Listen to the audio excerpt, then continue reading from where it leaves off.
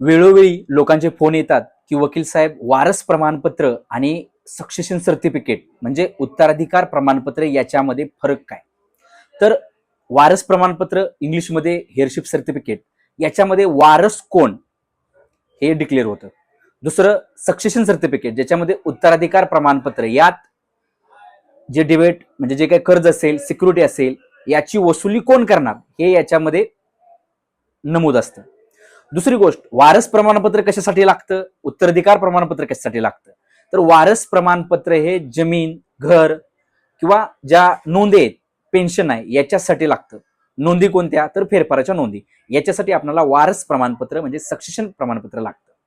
दुसरीकडे उत्तराधिकार प्रमाणपत्र म्हणजे सक्सेशन सर्टिफिकेट हे कशासाठी लागतं तर बँकेतल्या ठेवी शेअर्स आणि बॉन्ड्स याच्यासाठी आपल्याला उत्तराधिकार प्रमाणपत्र शेअर सर्टिफिकेट लागतं.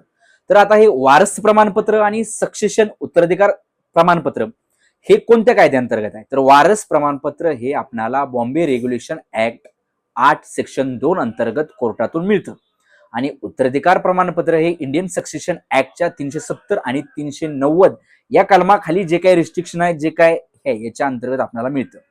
तर बाबांनो वारस प्रमाणपत्र आणि उत्तराधिकार प्रमाणपत्र म्हणजेच हेअरशिप सर्टिफिकेट आणि सक्सेशन सर्टिफिकेट हे वेगवेगळं असून वेगवेगळ्या कारणासाठी वापरलं जातं.